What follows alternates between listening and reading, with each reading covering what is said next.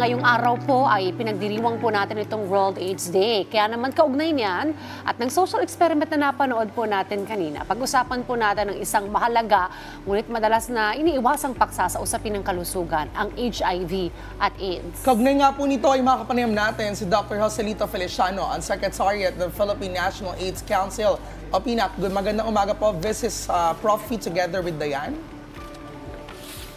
Umaga, Prof. at Miss Diane. Let's rise and shine. Yan, Doc Feliciano, rise and shine din po sa inyo. Alright, para po mas maging aware at mas maging educated po tayong lahat, para po sa kaalaman ng ating mga ka-RSP, Doc Feliciano, ano po ba yung AIDS at paano po ito naiba sa HIV?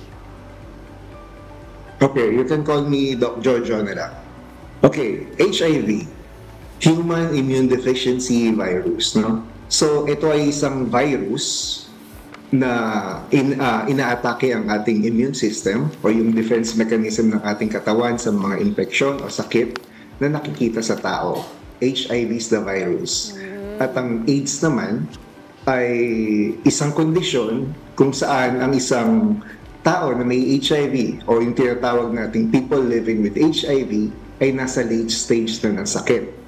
Ibig sabihin dito, ang kanyang immune system ay talagang na-damage na. No? So, konting sakit, nahihirapan ng labanan ang kanyang immune system, yung mga sakit na yon. Hindi tulad ng normal na tao na, kunyari, nilagnat, in 3 days, makaka-recover kagad. Dito sa AIDS, medyo wala na. No? Mahirap na makarecover yung katawan. Kaya yung mga sakit, pwedeng magpatong-patong na, magsama-sama yung sakit. So, isa siyang late condition ng isang PLHI. Doc, paano nakukuha yung HIV at paano ito nagpa-progress? Okay, paano makukuha ang HIV? Ito ay usually nakukuha through unprotected sex. So, penetrative, ibig sabihin may kondisyon na dapat penetrative sex. Pwede rin itong makuha sa paggamit ng... so, dun sa penetrative sex, may kondisyon. Kailangan yung isa, of course, may virus. Isang PLHIV, itatransmit niya sa isang walang virus. So, pwede rin itong makuha sa pamamagitan ng pag-share ng karayom sa mga ating mga injecting drug users na nag-share ng karayom. Pag ginamit ng isang PLHIV at ginamit ng walang HIV, pwede rin siya mahawa. Pwede rin itong makuha sa pamamagitan ng transmission mula sa isang PLHIV na nanay na buntis papunta sa kanyang anak. No? At pwede rin ito makuha kung salinan ka ng dugo na galing sa isang PLHIV. Pero hindi na, medyo malabo na mangyari yun ngayon dahil maganda na ang ating mga sa laboratory natin, na-screen na kagad yan. Okay, Dr. George, paano nasusuri po ang HIV at gaano kahalaga ang regular na pagsusuri, yung pagtitest? Okay, kung exposed ka dun sa mga sinabi ko kanina, madalas kang makipagtalik, lalo na kung marami kang partner, kung isa kang buntis na ina at gusto mo masiguro na magiging HIV-free ang anak mo o lesser ang kanyang chances na magka-infection, pwede kang magpa-HIV test, no? Ito lamang ang tanging paraan para malaman na ang isang tao ay positibo sa HIV sa pamamagitan ng pagpapatest. Kaya nga sinasabi natin, let's get tested sa ating mga high-risk group. So, yun po ang unang hakbang. Dahil once na nakapagpa-test ka, napakaganda po ng mga gamot na meron tayo ngayon, pinipigilan nito ang pagdami ng virus sa ating katawan.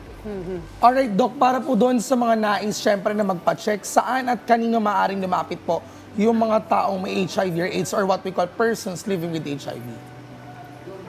Okay.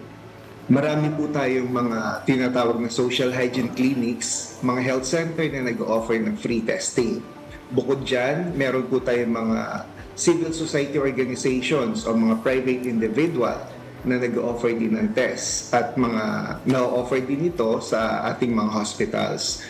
Huwag pong mag-alala ang ating mga kababayan dahil ito po ay ginagawang confidential. No? Laging merong confidentiality. So, pwede po ninyong i-check ang PNAC website or in pnac.doh.gov.ph kung saan makikita nyo yung mga listahan ng ating mga testing center. Pero usually sa mga health center po, meron din tayo yan sa ating mga social hygiene clinics. Okay. Doc, panghuli na lamang po, ngayon nga pong World AIDS Day, anong mga aktibidad po ang inilatag ng PINAC para tugunan po at mapababa ang kaso po ng AIDS and HIV po sa ating bansa? At paano po kami makikiisa? Okay. Unang-una po ay hinihikayat natin ng ating mga kababayan na alamin ang tamang kaalaman tungkol sa HIV and AIDS. At pag meron na tayong tamang kaalaman, lalo na ang mga magulang, i-share po natin ito kahit sa ating mga anak.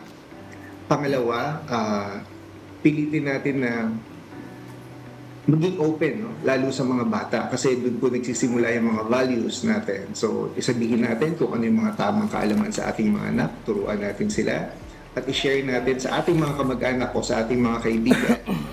Pangalawa po ay tungkol sa stigma and discrimination, panatilihin natin na isipin na manguna yung pagmamahal at respeto natin sa kapwa para matanggal yung tinatawag natin stigma and discrimination. Tulad nga kanina, pinakita na at least ngayon, mas tanggap na natin ang ating mga PLHIV. Dahil alam natin na hindi naman nakukuha itong sakit na ito sa pamamagitan ng simpleng pakikipagkamay, pakikipaghalikan, or yakap. Yun po ang ating mga dapat gawin. At sa ngayon, ang Philippine National AIDS Council, so hindi lang po ang Department of Health, kasama ang mga ibang ahensya ng pamahalaan, kasama ang mga civil society organization at private sector, kasama po silang lahat sa pag-address natin na mapababa ang kaso ng HIV at maibigay ang magandang buhay at maayos na buhay sa ating mga PLHIV. Alright, well, maraming salamat po sa mga impormasyong ibinahagi niyo po sa amin, Dr. Feliciano. Dr. George, thank you very much po. Wala nga naman pa. Thank you.